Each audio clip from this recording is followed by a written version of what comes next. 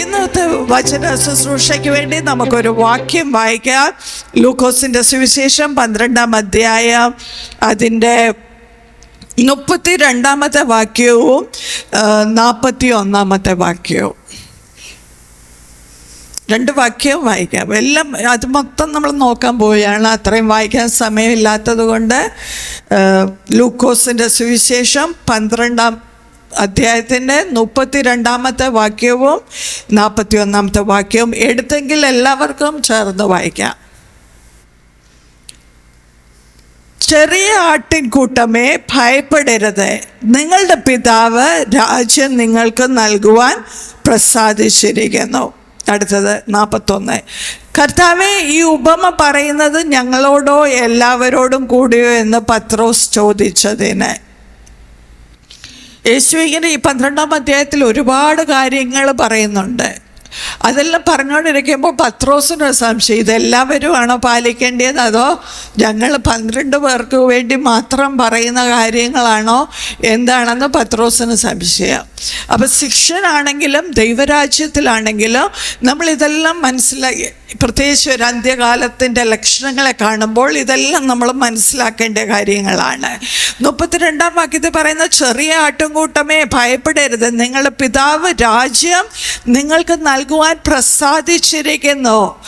ദൈവത്തിനൊരിഷ്ടം, പിതാവിനൊരിഷ്ടം എന്താണ്? ദൈവരാജ്യം നമുക്ക് തരണമെന്ന്. ചെറിയ ആട്ടിൻകൂട്ടമാണ്, നമ്മൾ കുറച്ച് പേരാണ് വിശ്വാസികൾ എന്ന് പറയുന്നത്. ഈ ലോകത്തിൻ്റെ ജനസംഖ്യ നോക്കുമ്പോൾ വളരെ കുറച്ചേ ഉള്ളൂ. എല്ലാ കാലത്തും വളരെ കുറച്ച് ആൾക്കാരേ ഉള്ളൂ ശതമാനം നോക്കുമ്പോൾ.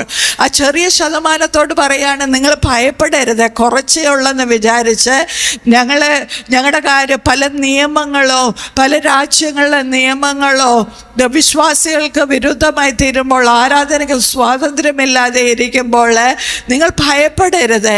ദൈവരാജ്യം തരുവാൻ ഞാൻ പ്രസാദിച്ചിരിക്കുന്നു. Praise the Lord.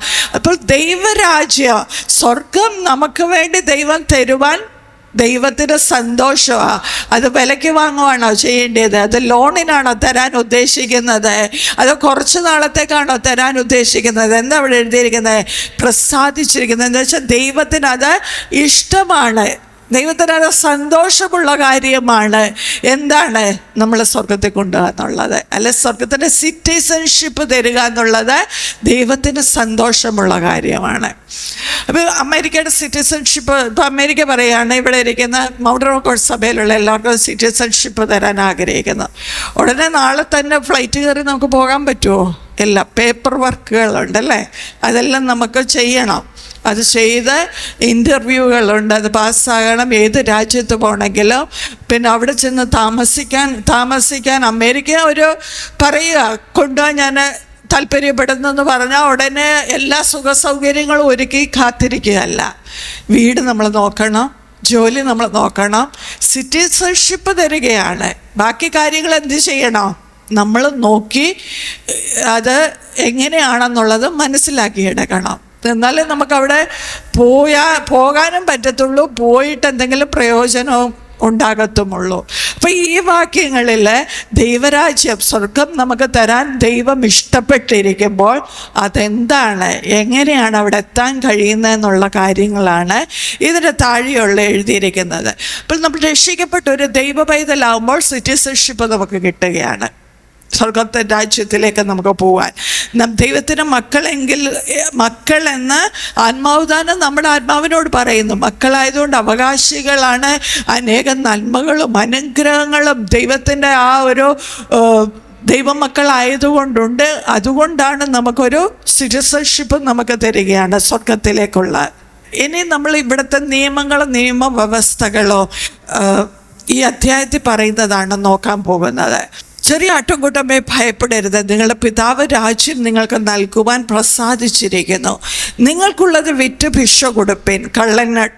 കള്ളനടുക്കുകയോ പുഴുകെടുക്കുകയോ ചെയ്യാത്ത, സ്വർഗത്തിൽ പഴകിപ്പോകാത്ത മടശീലകളും തീർന്നു പോകാത്ത നിക്ഷേപവും നിങ്ങൾക്ക് ഉണ്ടാക്കിക്കൊള്ളുവേ. നിങ്ങളുടെ നിക്ഷേപം ഉള്ളിടത്ത് നിങ്ങളുടെ ഹൃദയവും ഇരിക്കും. അപ്പോൾ ഇവിടെ പറയുകയാണ്, ആദ്യം തന്നെ പറയുന്നത് നമ്മുടെ പണത്തെ പറ്റിയാണ് പറയുന്നത്. അല്ല ധനത്തെ പറ്റിയാണ് പറയുന്നത്. ഒരു മനുഷ്യന് ഭൂമിയിൽ ജീവിക്കണമെങ്കിൽ പണം വളരെ അത്യാവശ്യമാണ്. നമ്മളെല്ലാം പറയും പൈസയൊന്നും നമ്മൾ ചോദിക്കാൻ പാടില്ലെന്നും, പൈസയൊന്നും എനിക്ക് ഒരു താല്പര്യമില്ല, കർത്താവ് ഇപ്പം വന്നാൽ എനിക്കിതൊക്കെ വിട്ടേച്ച് പോകാൻ ഭയങ്കര എളുപ്പമാണെന്നൊക്കെ പറഞ്ഞാലോ, നമുക്ക് വസ്ത്രം ആവശ്യമാണ്, ആഹാരം ആവശ്യമാണ്. ഇതൊക്കെ പൈസ കൊടുക്കാതെ ആരും നമുക്ക് ഫ്രീ ആയിട്ട് തരത്തില്ല. എല്ലാ കാര്യം, ഇലക്ട്രിസിറ്റി വേണമെങ്കിൽ പൈസ കൊടുക്കണം, വീട്ടിൽ താമസിക്കണേ കരം അടയ്ക്കണം, എന്ത് വേണമെങ്കിലും നമ്മൾ പൈസ കൊടുത്തേ പറ്റത്തുള്ളൂ. അപ്പം ഈ പൈസ നമുക്ക് കിട്ടുന്നത് ദൈവം പറയാണ്, ദൈവം തരും. അതിൻ്റെ മേളിൽ പറയാണ് എന്ത് തിന്നും എന്ത് കൊടുക്കും എന്നൊന്നും വിചാരപ്പെടേണ്ട, ഇതെല്ലാം തരാമെന്നാണ് പറഞ്ഞത്. മുമ്പേ രാജ്യനീതി അന്വേഷിക്കുക എന്ന് പറയുമ്പോൾ ചിലപ്പോൾ നമ്മൾ ഓർക്കും ഇതൊന്നും നമ്മൾ ചോദിക്കാൻ പാടില്ല, മുമ്പേ രാജ്യനീതി അന്വേഷിച്ച് അങ്ങ് ജീവിക്കണമെന്നല്ല ഉദ്ദേശിക്കുന്നത്. ഇതെല്ലാം തരാം, തിന്നാനുള്ളതും കുടിക്കാനുള്ളതും ധരിക്കാനുള്ള നല്ല വീട്, യാത്ര ചെയ്യാൻ വാഹനങ്ങളെ, എന്ത് വേണമെങ്കിലും ഈ ഭൂമിയിൽ ജീവിക്കാനുള്ളത് ദൈവത്തിന് തരാൻ പ്രസാദമാണ്. അതെന്നാൽ എപ്പോഴാണത് നമുക്ക് നമ്മുടെ സിറ്റിസനെ ബാധിക്കുന്നതെന്ന് വെച്ചാൽ, ഇത് യേശു പറഞ്ഞു ദൈവത്തെ മാമോനെ സേവിക്കാൻ കഴിയത്തില്ല, ദൈവത്തെയും പണത്തെയും നമുക്ക് ഒരുപോലെ സേവിക്കാൻ കഴിയത്തില്ല. അപ്പം രണ്ടും രണ്ട് സൈഡ് നിൽക്കുക. ഇങ്ങനെ നിൽക്കുവാണെങ്കിൽ അത് ദൈവം ഇവിടെ നിൽക്കുന്നു, പണം ഇവിടെ നിൽക്കുകയാണെങ്കിൽ നമ്മുടെ സിറ്റിസൺഷിപ്പിനെ അത് ബാധിക്കും. പണം എപ്പോഴും ദൈവത്തിൻ്റെ താഴെ വരണം. പണം ദൈവം അനുഗ്രഹിച്ച് നമ്മൾ തരുന്ന ദൈവികമായി മാറണം നമ്മുടെ പണം. അങ്ങനെ ആകുമ്പോഴാണ് അതൊരു തെറ്റല്ലാതിരിക്കുന്നത്. അല്ലെങ്കിൽ നമ്മൾ നിക്ഷേപമുള്ളിടത്ത് നമ്മുടെ ഹൃദയവും ഇരിപ്പാൻ തക്കവണ്ണം ഇടയാകും. നമ്മൾ വചനം വായിക്കുമ്പോൾ അനേക തരം പാപങ്ങളുണ്ട്. വ്യഭിചാര സ്ത്രീയെ പിടിച്ചപ്പോൾ യേശു പറഞ്ഞു ഇനി പാപം ചെയ്യരുത്. പക്ഷപാത രോഗിയോട് പറഞ്ഞു ഇനി പാപം ചെയ്യരുത്. അവരെല്ലാം വിടുവിച്ചു. എന്നാൽ പണമിടപാട് വരുമ്പോൾ ആഖാന് പണത്തിൽ തെറ്റ് ചെയ്തു, അന്നേരം തന്നെ കൊന്നു. അവൻ്റെ കുടുംബത്തെയും കൊന്നു. ഗേഹസി പണമിടപാടിൽ തെറ്റ് ചെയ്തു, അന്നേരം തന്നെ അവനും അവൻ്റെ തലമുറകളിൽ എന്നേക്കും കുഷ്ഠരോഗികളാക്കി ശിക്ഷിച്ചു. അനന്യ സഫീറ പണമിടപാടിൽ തെറ്റ് ചെയ്തു, അന്നേരം തന്നെ അവർ മരിപ്പാനിടയായി. ബാക്കി ഏത് പാപം ബൈബിളിൽ നോക്കിയാലും നമ്മൾ ദാവീദ് ചെയ്തു, അനേകർ പാപം ചെയ്തപ്പോൾ ദൈവം അവരോട് ക്ഷമിച്ചു, വീണ്ടും മുമ്പോട്ട് ഇനി ചെയ്യരുത്, ബാലശിക്ഷ എന്നവരെ അങ്ങ് കൊണ്ടുപോകുമ്പോൾ പണമിടപാടിലുള്ള തെറ്റ് വരുമ്പോൾ അവർ അന്നേരം തന്നെ ശിക്ഷിക്കപ്പെടുന്നതാണ് നമ്മൾ കാണുന്നത്.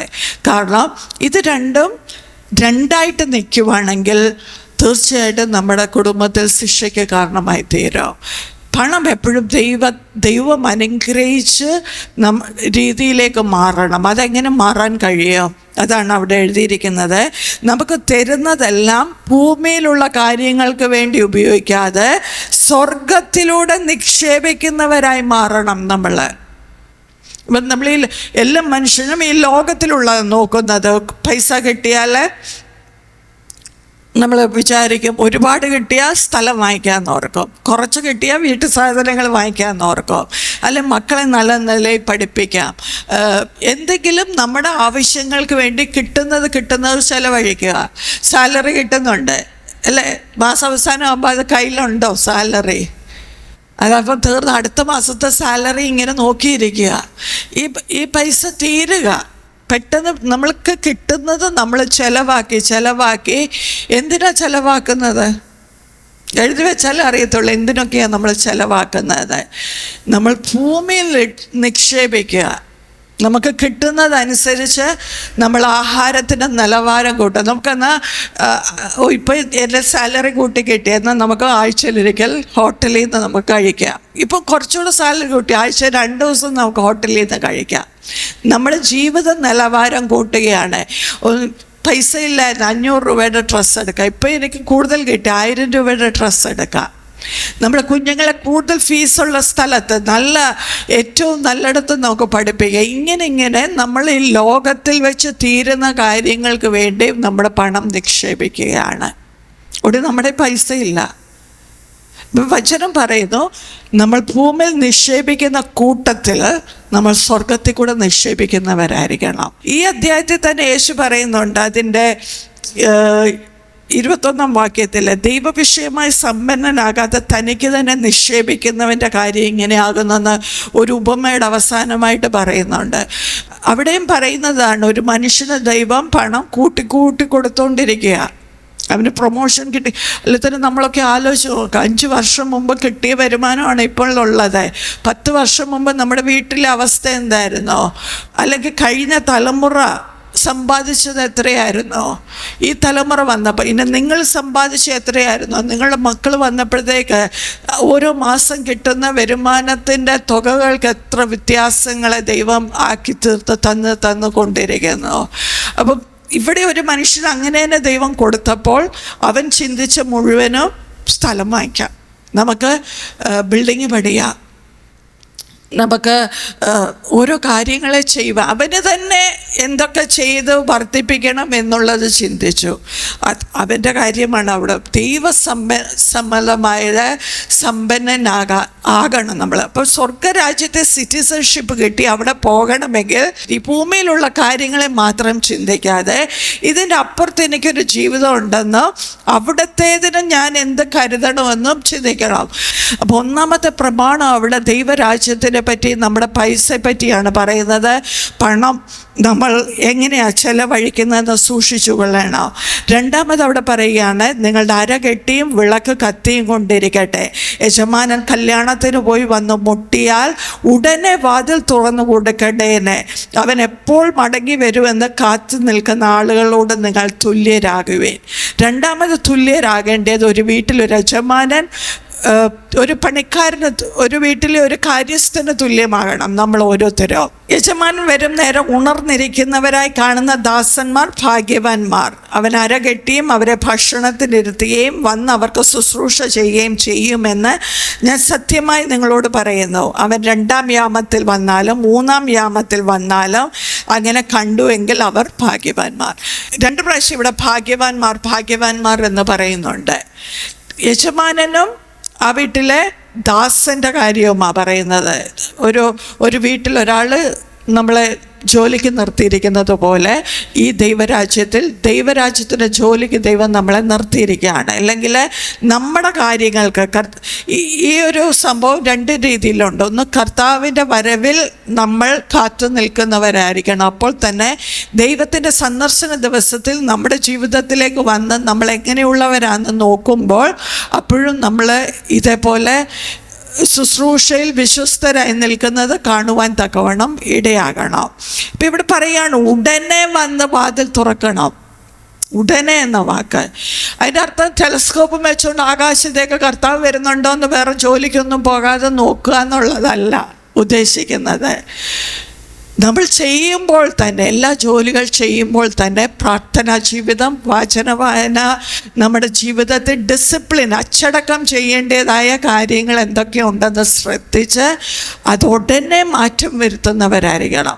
ഇത് വചനം കേൾക്കുമ്പോൾ എന്നോടും നിങ്ങളോടും ദൈവാത്മാവ് സംസാരിക്കുന്ന കാര്യങ്ങൾക്ക് വേണ്ടി ഞാൻ തിങ്കളാഴ്ച തൊട്ടാകട്ടെന്ന് വിചാരിക്കരുത്. അടുത്ത മാസം തൊട്ട് ഫിനാൻഷ്യൽ പുതിയ വർഷം തുടങ്ങുവാണല്ലോ, അന്നേരം തൊട്ടാകട്ടെന്ന് വിചാരിക്കരുത്. കാരണം എപ്പോഴാണ് വരുന്നതെന്ന് അറിയത്തില്ല. 2-ാം യാമത്തിലോ 3-ാം യാമത്തിലോ എപ്പം വേണേലും വരാം. ഇപ്പോൾ ഇന്ന് വരുമെന്നുള്ള രീതിയിൽ തീരുമാനങ്ങൾ എടുക്കുന്നവരായിരിക്കണം. ഉടനെ മാറ്റം വരുത്തുവാൻ നമ്മൾ തീരുമാനിക്കുകയും പ്രവർത്തിക്കുകയും ചെയ്യുന്നവരായിരിക്കണം എന്നാണ് പറയുന്നത്. അപ്പോൾ ഇവിടെ പറയുകയാണ്, നമ്മൾ നോക്കിയിരിക്കണം. യജമാനൻ ഭക്ഷണത്തിൽ വരുമ്പോൾ ഞങ്ങൾ വിചാരിച്ചില്ല ഇന്ന് വരുമെന്ന്, ഗോതമ്പെല്ലാം തീർന്നിരിക്കുക, ഇനി അടുത്ത ദിവസം പോയി നാളെ വാങ്ങിക്കാമെന്നാണ് വിചാരിച്ചത്, ഇന്നിപ്പം വരുമെന്ന് ഞങ്ങൾ വിചാരിച്ചില്ല. നമ്മുടെ വീട്ടിൽ ആരെങ്കിലും വരുമ്പോൾ ഒന്നും ഇരിപ്പില്ല, എല്ലാം തീർന്നു പോയി. നിങ്ങൾ ഇന്ന് വരുമെന്ന് വിചാരിച്ചില്ലെന്ന് നമ്മൾ പറയുന്ന പോലെ കർത്താവ് വരുമ്പോൾ അങ്ങനെ നമുക്ക് പറയാൻ പാടില്ല. എപ്പോഴും ഒരുക്കമുള്ളവരായിരിക്കണം. ഒരു ഞായറാഴ്ച ആരാധനയ്ക്കിടയ്ക്ക് വന്നാലോ ഒരു വെള്ളിയാഴ്ച ഉപവാസപ്രാർത്ഥന ഇടയ്ക്ക് വന്നാലോ നമുക്ക് പരമസന്തോഷമാണ്. എന്നാൽ ഒരു ഞായറാഴ്ച വൈകിട്ടോ ഒരു തിങ്കളാഴ്ച ടി വിയിൽ സിനിമയും കണ്ടുകൊണ്ടിരിക്കുമ്പോൾ അല്ല സീരിയലും കണ്ടുകൊണ്ടിരിക്കുമ്പോഴാണ് കർത്താവ് വരുന്നതെങ്കിലോ, ഏത് സമയത്തും നമ്മൾ ഒരുക്കത്തോടെ ഇരിക്കണം. കാരണം ഒരു മനുഷ്യൻ അങ്ങനെ ജീവിക്കണമെന്നാണ് ഇവിടെ പറയുന്നത്. ഏത് സമയത്ത് വന്നാലോ അപ്പോഴപ്പോൾ ചെയ്യുന്ന പാപങ്ങളെ ഏറ്റുപറഞ്ഞ് ഉപേക്ഷിച്ചും ജഡസ്വഭാവങ്ങൾ നമ്മളിൽ ഏതൊക്കെ ഉണ്ടെന്നുള്ളത് നമ്മളെ തന്നെയൊന്ന് നോക്കിയും എല്ലാം ചെയ്തുകൊണ്ട് നമ്മൾ ദൈവം എപ്പോൾ വരുമെന്ന് വാച്ച് ചെയ്തുകൊണ്ട് നമുക്കൊരു എപ്പോഴും ഒരു ശ്രദ്ധയുണ്ടാകണം. വന്നോ, ഒരു സൗണ്ട് കേൾക്കുമ്പോൾ വന്നോ എന്ന് ഉള്ളത്.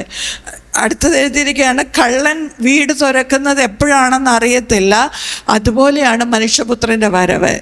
നല്ല ഉറക്കം. രാവിലെ എണ്ണീറ്റ് നോക്കുമ്പം ഡോറെല്ലാം തുറന്ന് കിടക്കുന്നു, അലമാരിയെല്ലാം തുറന്ന് കിടക്കുന്നു. രാത്രി അവിടെ തൊട്ടടുത്ത് കഴുത്തേന്നല്ലേ മാല എടുത്തുകൊണ്ട് പോകുന്നത്, രാവിലെ എണ്ണിക്കുമ്പോഴാണ് അറിയുന്നത്. അത്രയ്ക്ക് ഡീപ്പ് സ്ലീപ്പാണ് മനുഷ്യരെ. മുറിക്കകത്ത് കയറി കള്ളൻ എടുത്തുകൊണ്ട് പോവുക. കുറേ നേരം അവിടെ എല്ലാം അടിച്ചു നോക്കി കിട്ടുന്ന എല്ലാം അലമാരിയെല്ലാം തുറന്നെടുക്കുക, നമ്മൾ അറിയുന്നില്ല. രാവിലെ എണ്ണീറ്റ് കള്ളൻ വന്നായിരുന്നോ ഷോ എന്ന് പറയുന്നത് പോലെ നമ്മൾ രാവിലെ എണ്ണീക്കുമ്പോൾ കർത്താവ് വന്നു പോയോ, അപ്പം ഞാൻ അറിഞ്ഞില്ലല്ലോ, എന്നെ കൊണ്ടുപോയില്ലല്ലോ, അതെന്താ എന്നെ കൊണ്ടുപോഞ്ഞെന്നൊക്കെ അന്നേരം ചോദിച്ചിട്ട് കാര്യമുണ്ടോ? ഇല്ല. അതുകൊണ്ട് ഇപ്പോൾ തന്നെ എല്ലാ ദിവസവും നമ്മളെ തന്നെ ശോധന ചെയ്യണം. ദൈവമേ, ജഡസ്വഭാവം നമ്മളിലുണ്ടോ? എല്ലാവരിലും ഉണ്ട്. കോപമായിരിക്കും, ക്രോധമായിരിക്കും, ദേഷ്യമായിരിക്കും, അല്ലെങ്കിൽ പക, പിണക്കം, അസൂയ തോന്നുന്നുണ്ടോ? ആരോടെങ്കിലും നമുക്കുണ്ടോ? ഇതൊക്കെ നമ്മൾ ശ്രദ്ധിക്കണം. ആരെങ്കിലും നല്ല ഡ്രസ്സ് ഇട്ടുകൊണ്ട് വന്നാൽ, അല്ല നമ്മളെ കണ്ട് താഴ്ന്ന ഒരാൾ നമ്മുടെ മേളിൽ കയറിയതുപോലെ നമുക്ക് തോന്നിയാൽ, നമ്മളെക്കാട്ടി വില കുറഞ്ഞ ഡ്രസ്സിട്ട ഒരാൾ പിന്നെ നമ്മളെക്കാട്ടി വില കൂടിയ ഡ്രസ്സിട്ടത് കാണുമ്പോഴൊക്കെ നമുക്ക് എന്തെങ്കിലും തോന്നുന്നുണ്ടെങ്കിൽ നമുക്ക് പ്രാർത്ഥിച്ച് അതിൽ നിന്ന് ജയം നേടാം. എപ്പോഴും ചുറ്റും നമുക്ക് അവസരങ്ങളുണ്ട്, നന്നാവാനായിട്ടുള്ള അവസരങ്ങൾ. അതെല്ലാം നമ്മൾ നോക്കി നമ്മൾ ചെയ്യുന്നതായിരിക്കണം. ഈ ഉദാഹരണങ്ങൾ രണ്ടും പറഞ്ഞു കഴിഞ്ഞപ്പോൾ പത്രോസ് ചോദിക്കുകയാണ്, ഇത് ഞങ്ങൾക്ക് മാത്രമുള്ളതാണോ? ഈ മനുഷ്യരെ എല്ലാം കൊണ്ടുപോകാൻ കർത്താവ് ഉദ്ദേശിക്കുന്നുണ്ടോ? അതോ ഞങ്ങൾ 12 പേർക്ക് മാത്രമാണ് ഇതൊക്കെ ചെയ്യേണ്ടതെന്ന് ചോദിക്കുക. എന്നാൽ യേശു അതിന് മറുപടി ഒന്നും പറയാതെ അടുത്ത ഉപമയാണ് പത്രോസിനോട് അവരോടെല്ലാവരോടും പറയുന്നത്. ഇതെപ്പോഴാണ് പറയുന്നതെന്ന് അറിയാം? ജനങ്ങൾ 1000 യേശുവിനെ തിക്കിത്തിരക്കി യേശുവിൻ്റെ വസ്ത്രത്തെ തൊടാനായിട്ട് ജനങ്ങൾ യേശുവിൻ്റെ അടുക്കൽ വരുമ്പം പറയുന്ന ഉപമകളാണിതെല്ലാം. അടുത്ത ഉപമ കർത്താവ് പറഞ്ഞ, തക്ക സമയത്ത് ആഹാരവീതം കൊടുക്കേണ്ടതിന് യജമാനൻ തൻ്റെ വേലക്കാരുടെ മേലാക്കുന്ന വിശ്വസ്തനും ബുദ്ധിമാനുമായ ഗ്രഹവിചാരകനാർ. യജമാനൻ വരുമ്പോൾ അങ്ങനെ ചെയ്ത് കാണുന്ന ദാസൻ ഭാഗ്യവാൻ. ഇംഗ്ലീഷിലെല്ലാം ബ്ലസ്സഡ് എന്ന് എഴുതിയിരിക്കുന്നത്. അനുഗ്രഹിക്കപ്പെട്ടവൻ എന്നാണ് എഴുതിയിരിക്കുന്നത്. അപ്പം അടുത്ത അനുഗ്രഹിക്കപ്പെട്ടവൻ അല്ല, സ്വർഗത്തിൽ സിറ്റിസൺഷിപ്പ് കിട്ടുവാൻ അടുത്തത് അവിടെ പറയുന്നത് നമ്മളെ എല്ലാവരെയും വിശ്വസ്തനും ബുദ്ധിമാനുമായ ഗ്രഹവിചാരകനാണ്. നല്ലൊരു പദവിയാണല്ലോ. ദൈവം നമ്മളെല്ലാം കണ്ടു, നമ്മൾ വിശ്വസ്തരാണ്, ബുദ്ധിമാന്മാരുമാണ് കണ്ടിട്ടാണ് ദൈവത്തിൻ്റെ ഭവനത്തിൻ്റെ വിവിധ ജോലികളെ നമ്മളെ ഏൽപ്പിച്ചിരിക്കുന്നത്. നമുക്കൊരു ഭവനം തന്നിട്ടുണ്ട്, മക്കളെ വളർത്താൻ തന്നിട്ടുണ്ട്, ഒരു സഭ തന്നിട്ടുണ്ട്, പലർക്കും വേണ്ടി പ്രാർത്ഥിപ്പാൻ പലതരത്തിലുള്ള ജോലികൾ ദൈവരാജ്യത്തിൽ ദൈവം നമുക്ക് തന്നിട്ടുണ്ട്. അപ്പോൾ അങ്ങനത്തെ ജോലി വിശ്വസ്തനായ അങ്ങനെ നിൽക്കുമ്പോൾ 45-ാം വാക്യത്തിലെ യജമാനൻ താമസിച്ചേ വരത്തുള്ളൂ എന്ന് ഹൃദയത്തിൽ പറഞ്ഞ് ബാല്യക്കാരെയും ബാല്യക്കാരത്തികളെയും തല്ലുവാനും തിന്നുകുടിച്ചും മതിപ്പാനും തുടങ്ങിയാൽ അവൻ നോക്കി ഇരിക്കാത്ത നാളിലും അറിയാത്ത നാഴികയിലും ആ ദാസൻ യജമാനൻ വന്ന് അവനെ ദണ്ഡിപ്പിക്കുകയും അവൻ അവിശ്വാസികളോട് പങ്ക് കൽപ്പിക്കുകയും ചെയ്യും.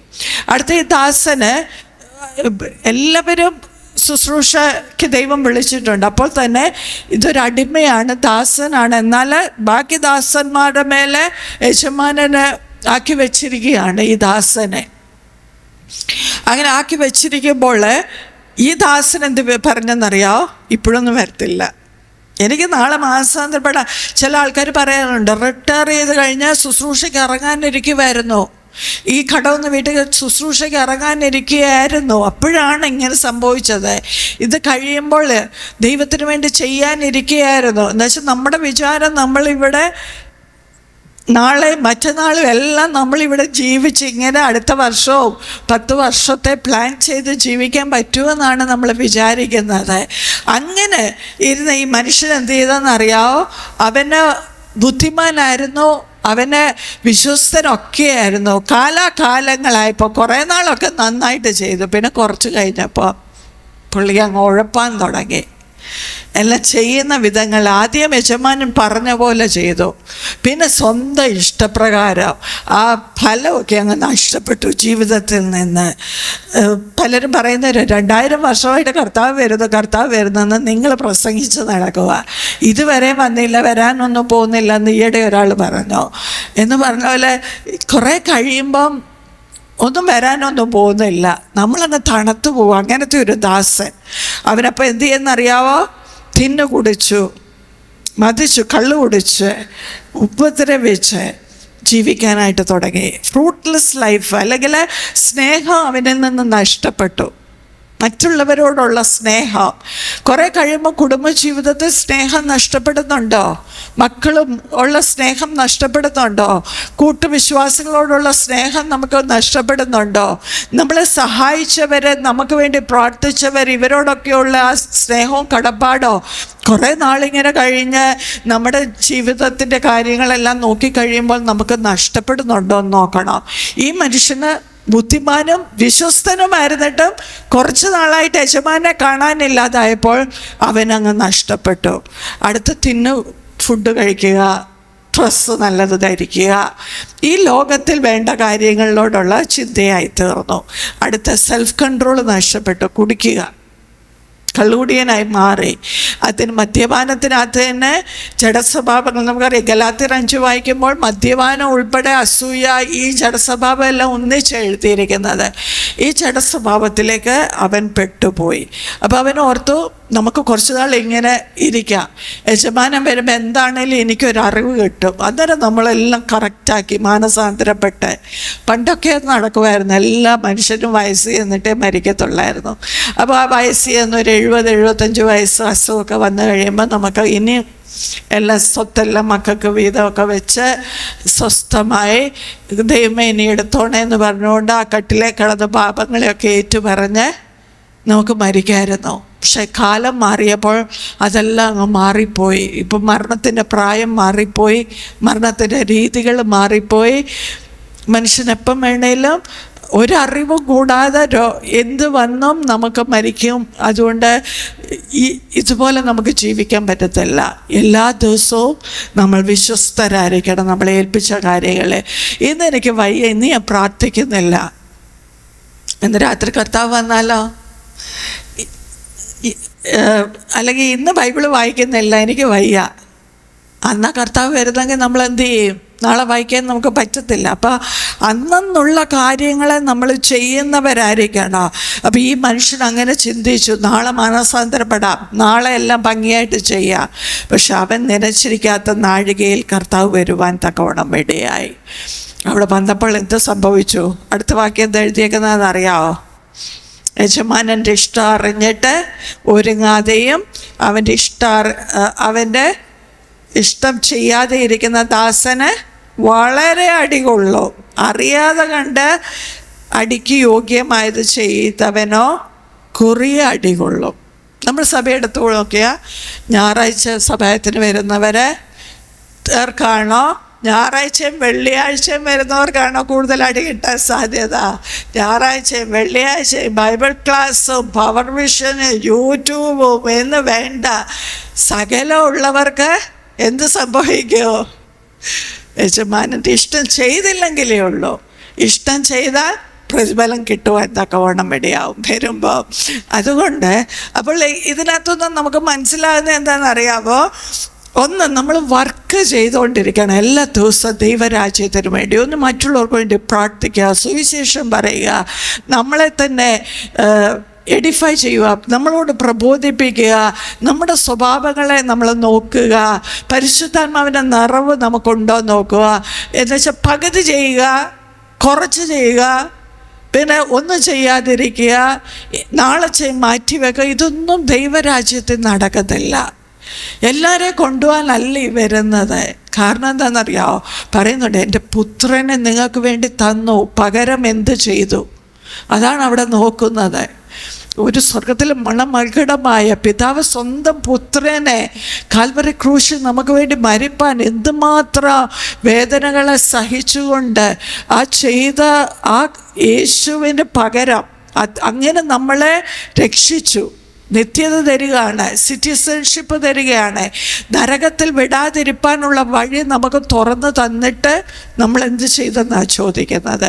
യേശു 3.5 കൊല്ലം ജീവിച്ചിട്ട് പറയുന്ന ഒരു കാര്യമുണ്ട്, ഞാൻ നിവൃത്തി ദൈവമേ അവിടുന്ന് എന്നോട് പറഞ്ഞ എല്ലാ കാര്യങ്ങളും ഞാൻ നിവർത്തിച്ചു, 3.5 കൊല്ലം കൊണ്ട് നിവർത്തിച്ചു.